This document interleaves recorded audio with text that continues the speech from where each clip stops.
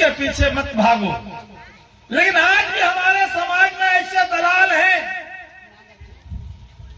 ऐसे लोग हैं जिन्होंने अपना जमीर बेच दिया है कि चंद रुपयों के लालच में उन्हीं लोगों के गोद में घूमेंगे, खेलेंगे और अपनी सम्मान, अपनी प्रतिष्ठा, अपनी समाज के अधिकार को दांव पर लगा देंगे। तो इसलिए बात समझने का है, यह बात चिंतन करने का है, यह बात सोचने का है। हम यह बात इसलिए बोल रहे हैं कि आप जहां रहते हैं, आप वहां तो कम से कम 10 आदमी को तैयार करके रखिए।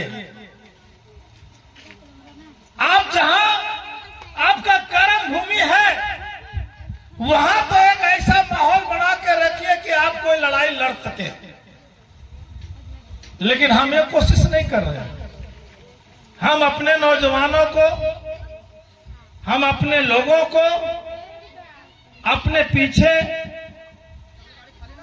नहीं जोड़ पा रहे हैं। और इसलिए आज जो नौजवान हमारे पढ़े लिखे हैं, जो धनवार की लड़ाई को नहीं देखा है, जो लोगों ने इस लड़ाई को नहीं झेला है, उसको लग रहा है कि माले ने क्या कर दिया, मनोज दास ने क्या कर दिया, फल्ला दास ने, दामोदर दास ने क्या कर दिया। यही वो क्षेत्र है जहां पर यहाँ के बैकवर्डों को, दलितों को वोट डालने नहीं दिया जाता था। वोट डालने जाने के पहले सब वोट पड़ जाता था। यही शंकर दास जी हमारे कॉमरेड वोट की डालने के लिए जेल गए।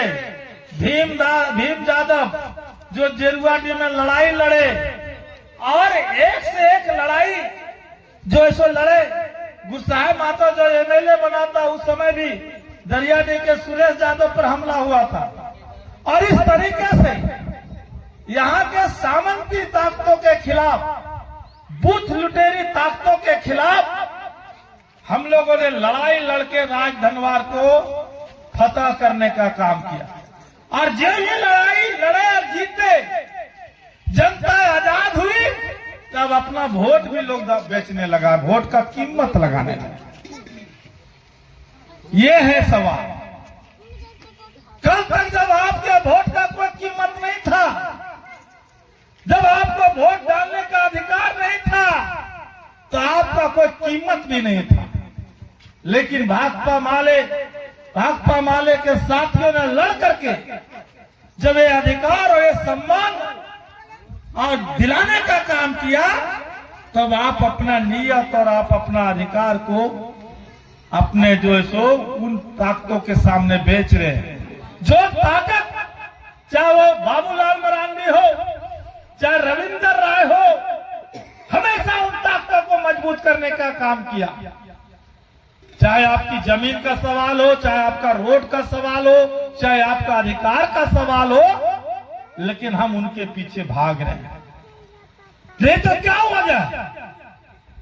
आज वो नौजवान जो साथी कहे कि एक समय यहां से हम लोग हजारों लोग निकलते थे, वो कारवां देख करके वो मतलब जो है सो देख करके विचलित हो जाता था कि रे माले वाले लोग जा रहा है।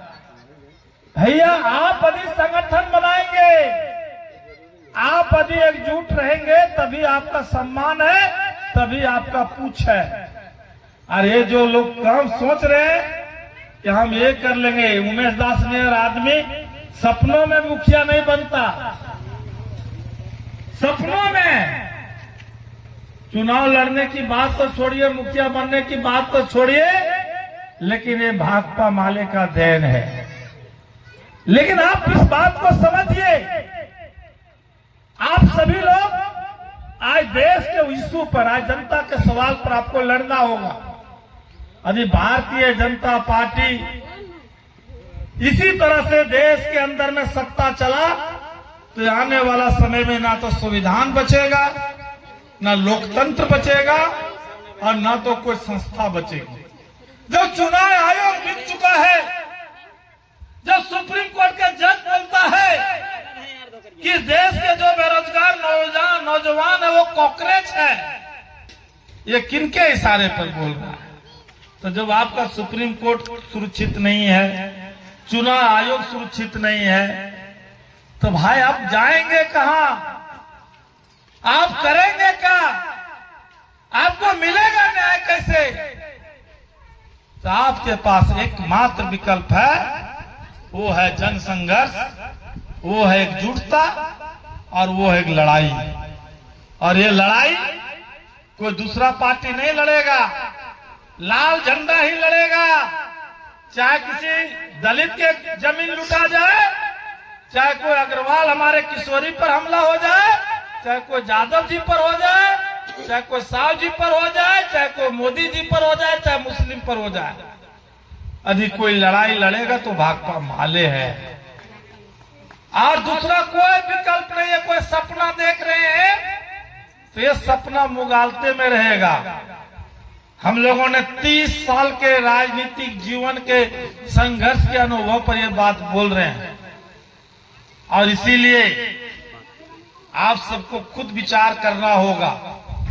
आने वाला जो सम्मान मिला है, जो प्रतिष्ठा मिला है, इसको कैसे हम बरकरार रखेंगे, ये आपको तय करना है। और इसीलिए कॉमरेड राजेंद्र दास, कॉमरेड मुंशी तूरी की शहादत को यदि हम याद करते हैं दिल से, तो आपको दिल से एकजुट होना होगा। हम करें कि